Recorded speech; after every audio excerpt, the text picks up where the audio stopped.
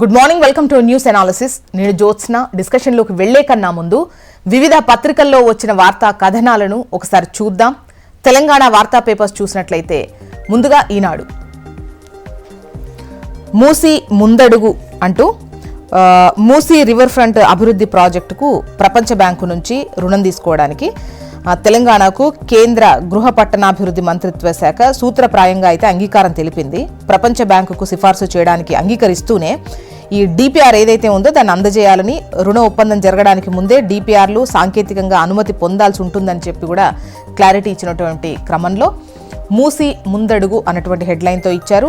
మొత్తానికి 4,100 కోట్ల రుణానికి సంబంధించి అంటే ప్రపంచ బ్యాంక్ నుంచి రుణం తీసుకోవడానికి సిఫార్సుకు కేంద్రం అయితే సూత్రప్రాయంగా అంగీకరించింది. బట్ అంతకన్నా ముందే డిపిఆర్లు అందజేసిన తర్వాతే అని చెప్పేసి కూడా క్లారిటీ ఇచ్చింది. ఇక రాబోయే రోజుల్లో వైబ్రెంట్ తెలంగాణ, విస్తృత అభివృద్ధి సంక్షేమ కార్యక్రమాలతో అది సాధ్యమే. ఖరీఫ్ పంట రుణ లక్ష్యంతో 81.57% పంపిణీ బ్యాంకర్ల సమావేశంలో డిప్యూటీ సీఎం భట్టి విక్రమార్క. కళాత్మక చిత్రాల దర్శకుడు శ్యామ్ బెనగల్ ఇక లేరు. హైదరాబాద్లో పుట్టి పెరిగిన దర్శకుడు, దిగ్గజ దర్శకుడు ముంబైలో కన్నుమూశారు. చివరి శ్వాస వరకు సినిమాతోనే ఆయన ప్రయాణం సాగింది. ఆయన వయసు 90 సంవత్సరాలు. నేడు చిక్కడపల్లి స్టేషన్కు విచారణకు రండి, అల్లు అర్జున్కు పోలీసుల నోటీసులు. ఆంధ్రజ్యోతి చూద్దాం. ఇక్కడ బ్యానర్ ఐటంగా అల్లు అర్జున్ను పోలీసులు విచారణకు రమ్మన్నటువంటి విషయాన్ని హైలైట్ చేస్తూ విచారణకు రండి, ఉదయం 11 గంటలకు రావాలి అని పోలీసుల నోటీస్. నేటి నుంచి రోజువారీ విచారణ ఉండొచ్చేమో అన్నటువంటి ఒక క్వశ్చన్ను ఇక్కడ రేస్ చేస్తూ వార్తను హైలైట్ చేశారు. ఇక దీంతో పాటు బడ్జెట్ పెరిగితే టికెట్ రేట్లు పెంచాలి, సీఎంను కలిసే అంశంపై దిల్ రాజు వచ్చాక నిర్ణయం అంటున్నారు నిర్మాత నాగవంశి. ధరల పెంపు మధ్యతరగతికి భారం, ప్రభుత్వం నిర్ణయాన్ని స్వాగతిస్తున్నాం, ఏపీ ప్రభుత్వము ఇలాగే చేయాలి. ఎగ్జిబిటర్స్ అసోసియేషన్ ప్రకటన. శ్రీతేజ్కు పుష్ప నిర్మాతల పరామర్శ. కోమటిరెడ్డితో కలిసి ఆసుపత్రికి వెళ్లి అతడి తండ్రికి 50 లక్షల రూపాయల చెక్ అందజేత. ఇక 5-8 తరగతులకు నో డిటెన్షన్ రద్దు. విద్యార్థులు ఫెయిల్ అయితే మళ్లీ పరీక్షలు, అయినా విఫలమైతే అవే తరగతుల్లో కేంద్ర ప్రభుత్వ కీలక నిర్ణయం. శ్యామ్ బెనగల్ ఇక లేరు. అనారోగ్యంతో ప్రముఖ దర్శకుడు మృతి. ఆయన 1934లో సికింద్రాబాద్లో జన్మించారు. ఓయూ నుంచి ఆర్థిక శాస్త్రంలో పీజీ తీసుకున్నారు. 73లో అంకుర్ చిత్రంతో అరంగేట్రం చేశారు. 8 జాతీయ అవార్డులు అందుకున్నారు. ఇక పద్మశ్రీ, పద్మభూషణ్, దాదాసాహెబ్ ఫాల్కే, ఏఎన్ఆర్ జాతీయ పురస్కారాలు కూడా అందుకున్నారు.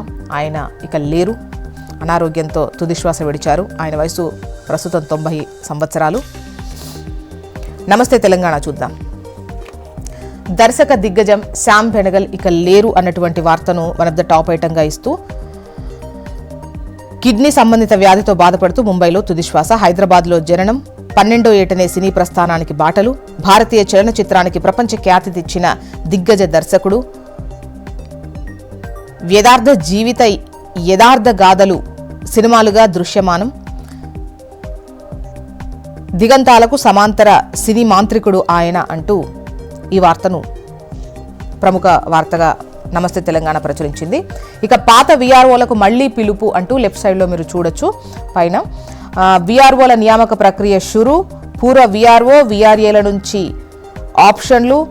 సర్వేయర్ల నియామకం పైన దృష్టి. కొత్త వ్యవస్థ సర్వీస్ రూల్స్ పై అస్పష్టత.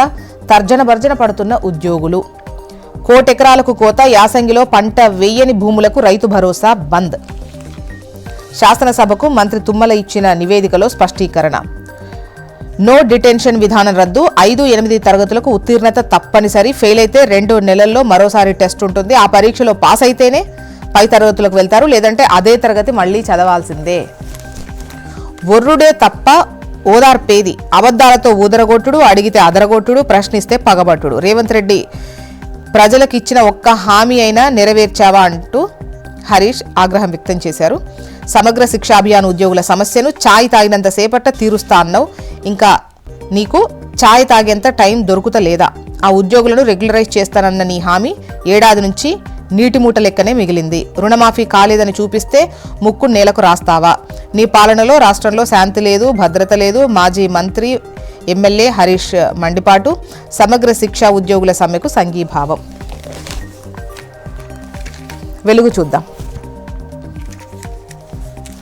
దక్కన్ సినీ మొఘల్ కన్నుమూతకు సంబంధించిన వార్తను ప్రధానంగా ఇస్తూ ముంబైలో తుది శ్వాస విడిచిన శ్యామ్ బెనగల్ అని చెప్పేసి ఈ వార్తను ఇచ్చారు. ఇక ప్రధాన వార్త బ్యానర్ ఐటెం విషయానికి వస్తే దేశం దాటిన మిల్లర్ల దందా, కాకినాడ పోర్టు నుంచి అక్రమంగా విదేశాలకు సిఎంఆర్ రైస్, బీఆర్ఎస్ హయాంలో లీడర్లు మిల్లర్ల బరితెగింపు, సూర్యాపేట జిల్లా కేంద్రంగా వెలుగు చూసిన భాగోతం ఇది అంటూ కథనాన్ని హైలైట్ చేస్తూ బ్యానర్ ఐటంగా ఇచ్చారు.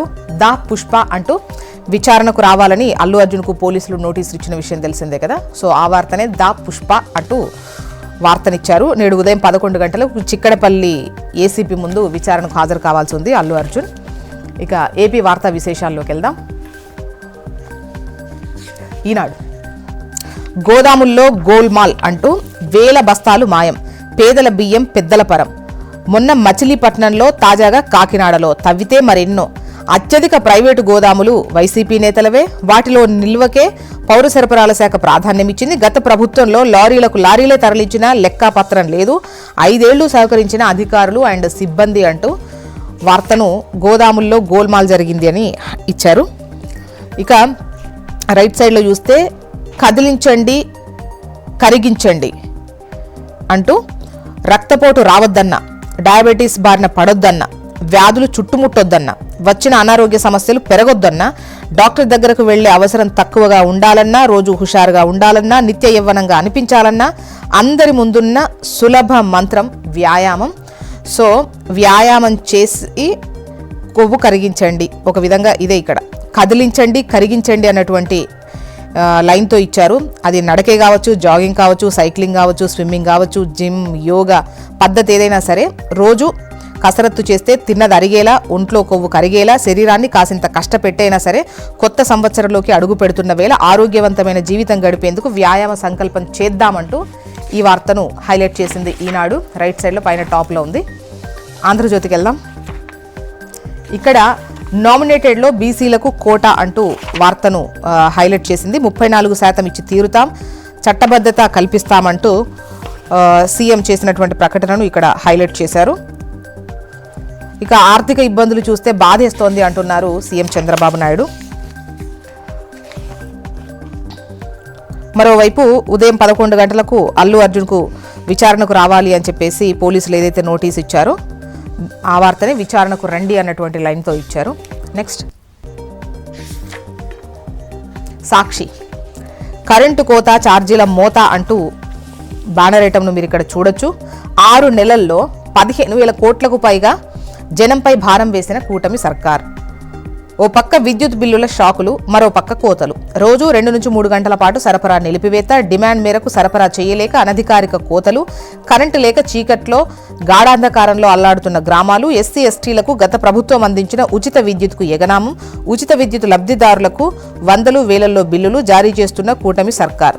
తమ కష్టాలు చెప్పుకుంటే తీరేవి కావని చెప్పేసి ఆవేదన అంటూ వార్తను హైలైట్ చేశారు.